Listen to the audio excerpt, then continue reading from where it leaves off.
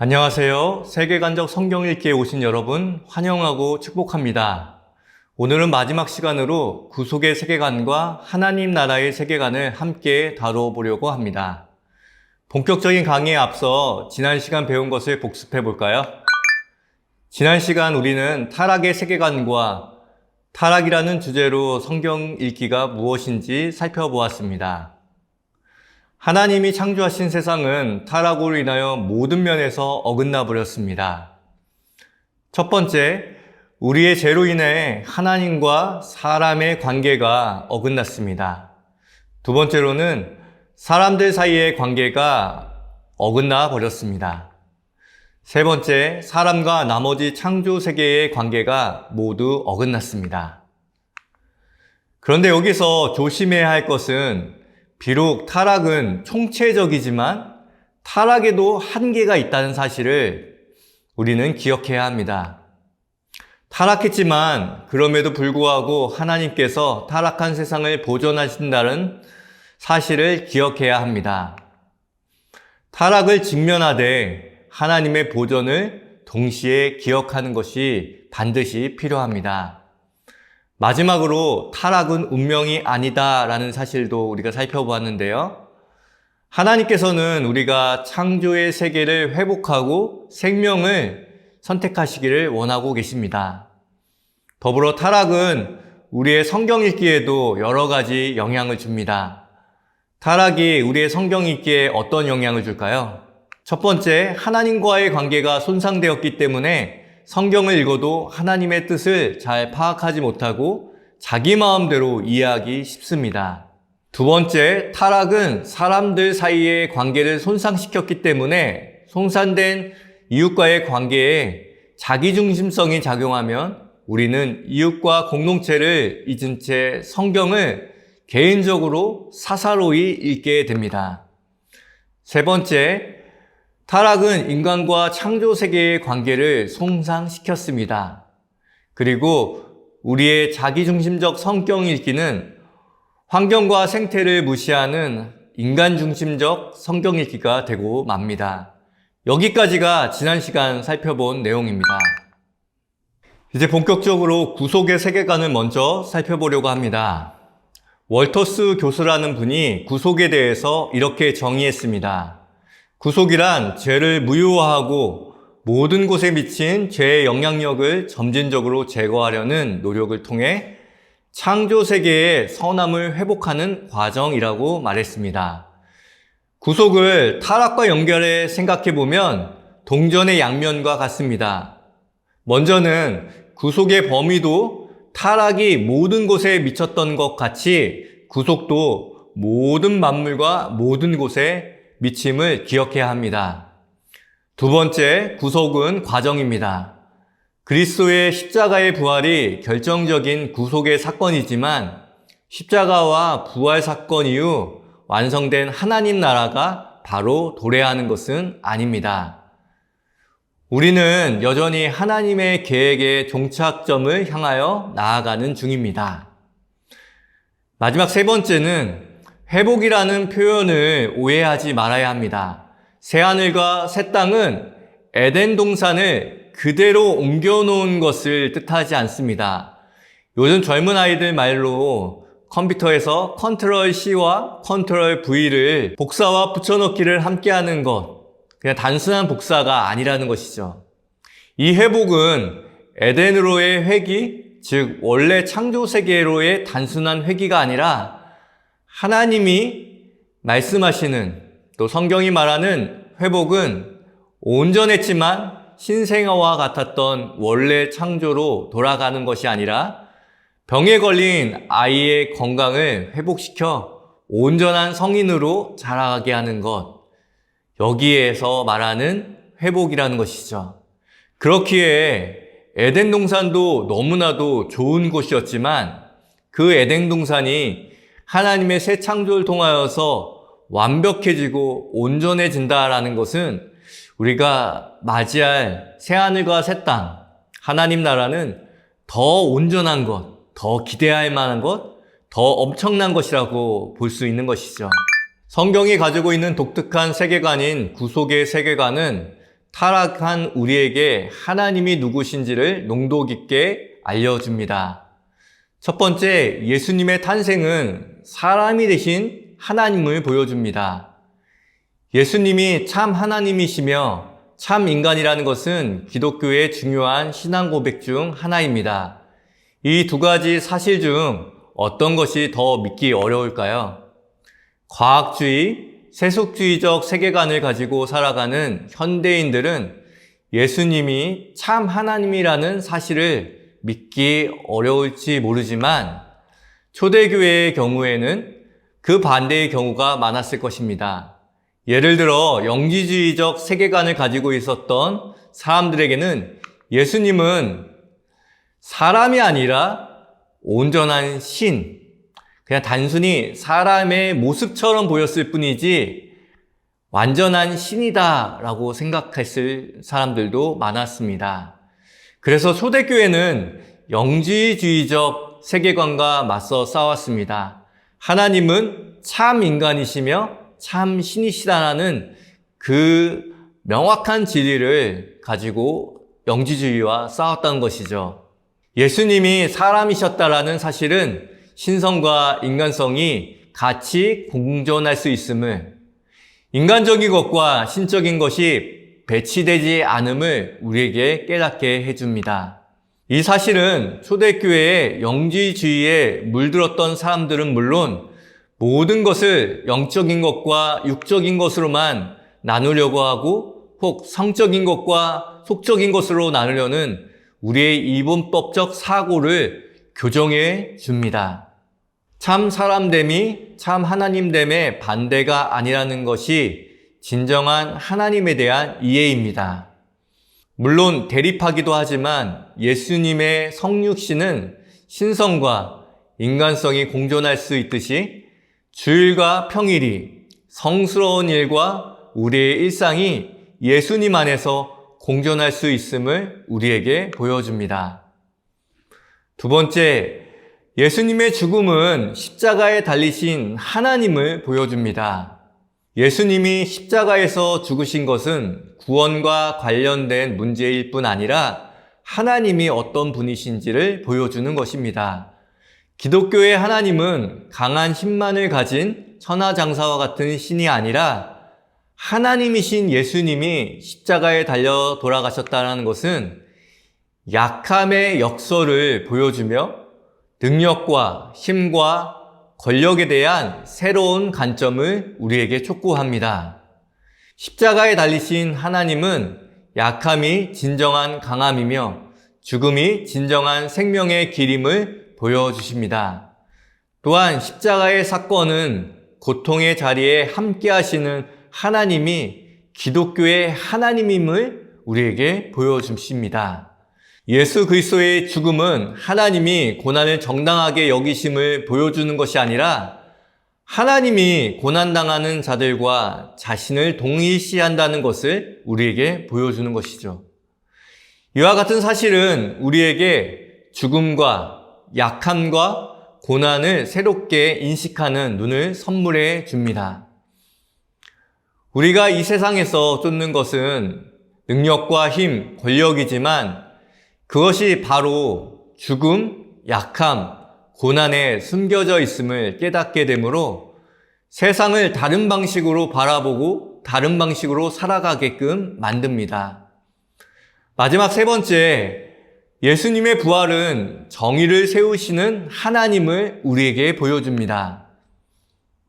부활을 소망하는 것은 인간의 한계를 넘어 영원히 존재하려는 욕망을 품는 것이 아닙니다. 부활신앙을 가진 사람은 죽음의 현실 앞에서도 신실하고 하나님을 믿고 하나님의 나라의 통치를 소망하며 지금 고난의 현장에서 이웃을 사랑하며 살아갑니다. 그렇게 살며 받았던 고난과 핍박이 부당하였으며 그 삶이 옳은 삶이었다라고 선언하는 정의의 심판이 부활의 핵심입니다. 예수님의 부활은 이러한 심판의 첫 열매였으며 예수님의 부활을 통해 하나님이 세상의 정의를 세우시는 분임을 알 수 있습니다. 정리하겠습니다. 구속의 세계관을 통하여서 우리가 알 수 있는 하나님은 어떤 하나님이십니까? 신성과 함께 인성을 품으신 하나님, 십자가에서 고난당하는 자와 자신을 동일시하시고 함께 울어주시는 하나님, 정의를 세우시는 하나님, 이것이 예수님의 탄생과 죽음, 부활을 통해 알 수 있는 가장 명확하고 정확한 모습입니다. 구속을 통해 드러난 하나님을 아는 것이 하나님의 아름다운 창조 이후 타락한 세상을 살아가는 이들을 위한 기독교적 세계관의 핵심입니다. 앞에서 우리는 구속의 세계관에 숨겨져 있는 예수님의 탄생, 죽음, 부활을 통해 구속의 세계관에 대해 살펴보았습니다. 그렇다면 구속의 세계관으로 성경을 읽는다는 것은 무엇을 뜻하는 것일까요? 구속은 창조를 되찾는 회복이며 창조의 모든 영역에 존재하는 왜곡된 방향을 바로 잡는 것입니다. 이런 엄청난 일이 무엇으로 가능한가요? 바로 예수 그리스도의 십자가를 통해서만 가능한 일입니다. 성경 읽기와 관련하여 회복되어야 할 것은 무엇보다도 자기 중심성을 벗어나는 것입니다. 십자가의 구속이 자기중심적 성경 읽기를 어떻게 벗어나게 하는지 생각해 보려고 합니다. 첫 번째, 십자가의 구속은 권력지향적, 성공주의적 성경 읽기를 거부합니다. 십자가에서 흘리신 예수님의 보혈은 우리의 죄로 인해 심판을 예수 그리스도가 대신 받으셨다는 것을 보여주며 동시에 죽음이 참된 승리라는 비밀을 우리에게 알려줍니다. 죽음이 승리라는 비밀을 아는 사람은 살아남아야만 승리하고 성공한 것이라는 성공주의적 세계관의 굴레를 벗어날 수 있습니다. 그것이 자기중심적이고 권력지향적인 죄에서 자유를 얻는 것입니다. 바울은 십자가의 능력, 권세, 힘의 의미를 재정의함으로써 십자가를 남용할 수 있게 하는 바로 그 힘의 구조들을 무너뜨려 버립니다. 이것이 십자가의 구속이 권력지향적, 성공주의적 성경 읽기를 거부하는 이유입니다. 성경을 읽을수록 삶이 낮아지는 것이 아니라 더 높은 고지를 향해 올라갈 이유를 찾아내고 있다면 그것은 십자가 구속에 토대한 성경 읽기가 아니라 자아 현실과 입신양명이라는 욕망에 젖은 타락한 성경 읽기일 뿐입니다.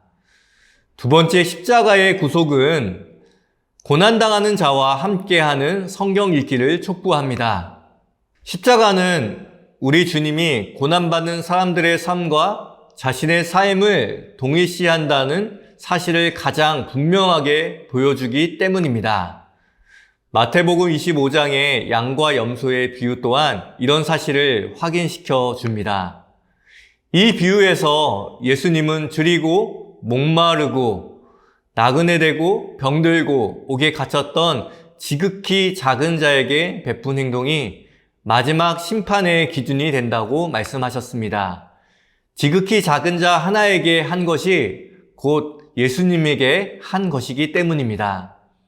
이 비유를 읽을 때 우리는 대부분 벌이 아니라 복을 받기 위해 지극히 작은 자에게 잘 대해야 한다라고 교훈을 받습니다. 그러나 정작 이 비유를 처음 들었을 제자들과 초대교회 그리스도인들은 이 비유에서 교훈이 아니라 위로를 얻었을 것입니다. 그들은 작은 자 하나를 대접할 위치가 아니라 돌봄을 받아야 할 바로 그 지극히 작은 자 하나의 처지에 놓인 사람들이기 때문입니다.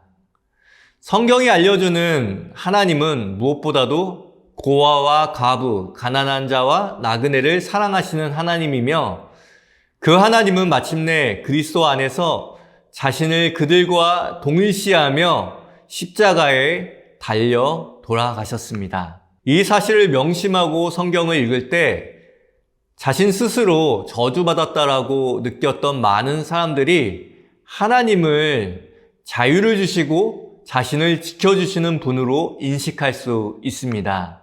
소외된 사람들 사이에 팽배한 부정적인 하나님 이미지를 탈피할 수 있다는 것이죠. 이런 구속의 성경 읽기에 전환이 없다면 아무리 성경을 읽어도 세상에서 고난받는 사람들의 목소리와 괴로움을 듣거나 느끼지 못한 채 고난받는 자들과 자신을 동일시하고 그들을 위해 십자가에 못 박히신 예수를 만나지 못하게 됩니다.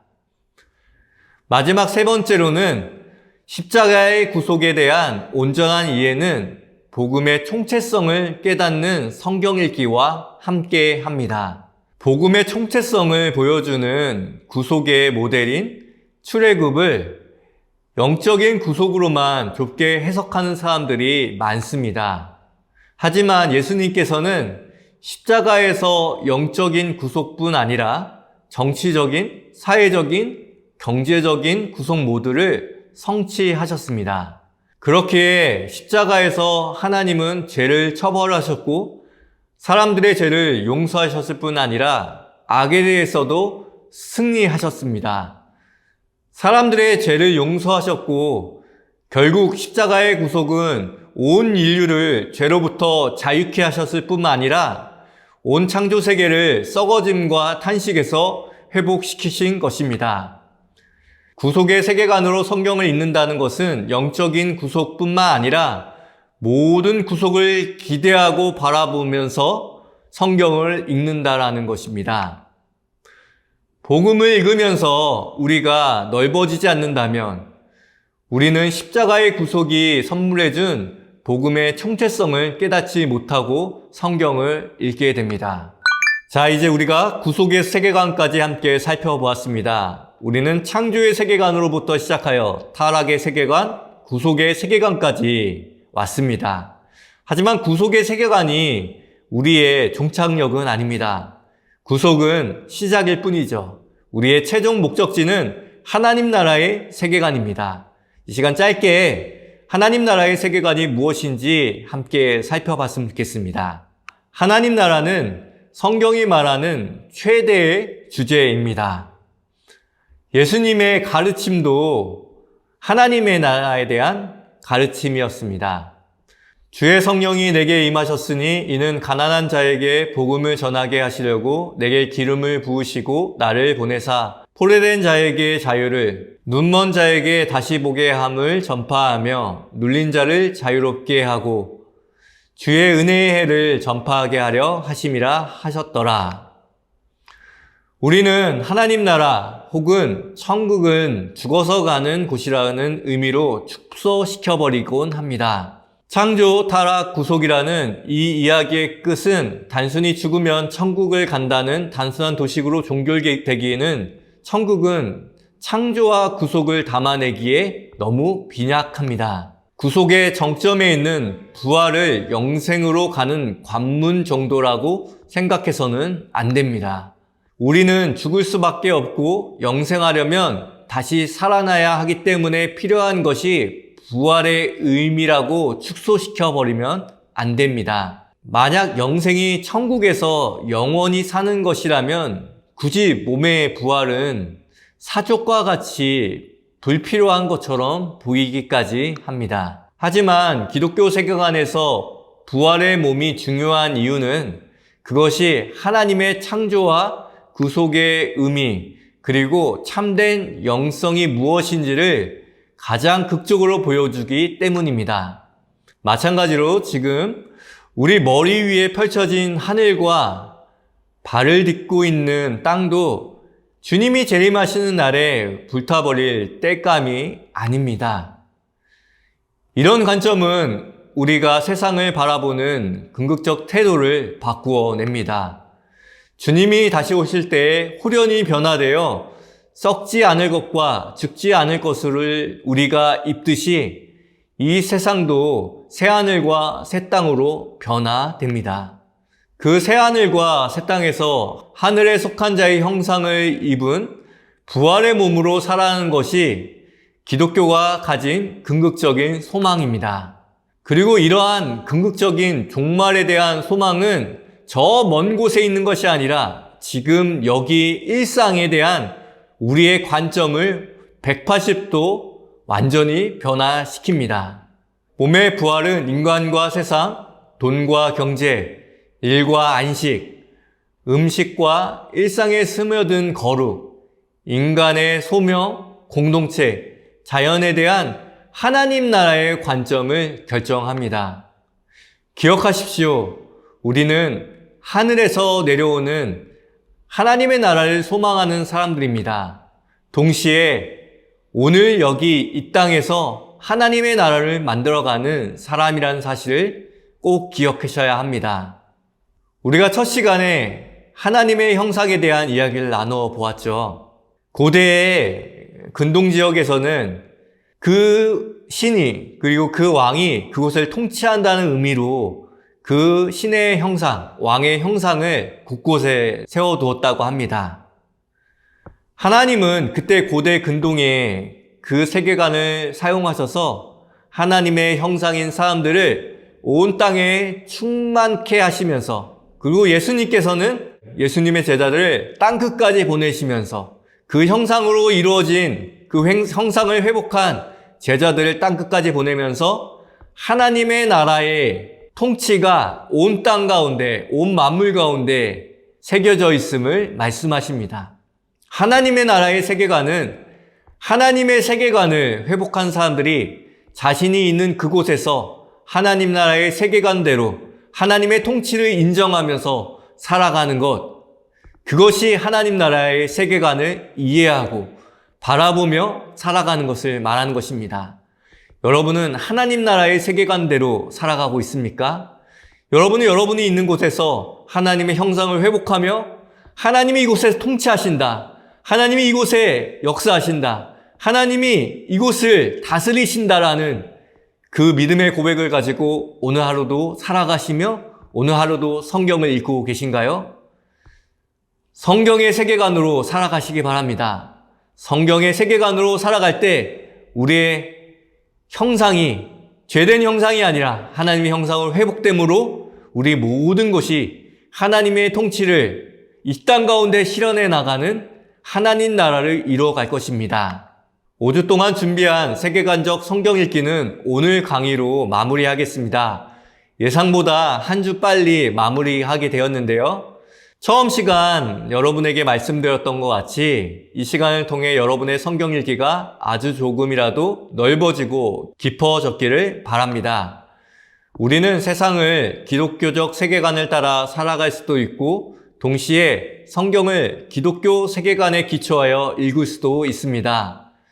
강의 자체가 조금 어렵기도 했지만 지난 5주 동안 배운 세계관적 관점을 가지고 성경을 바라보며 세상을 바라보는 유익을 여러분들이 소유하는 복된 사람이 되었으면 좋겠습니다. 지금까지 함께 해주신 여러분 감사합니다. 다음번에 더 좋은 강의로 돌아오겠습니다. 감사합니다.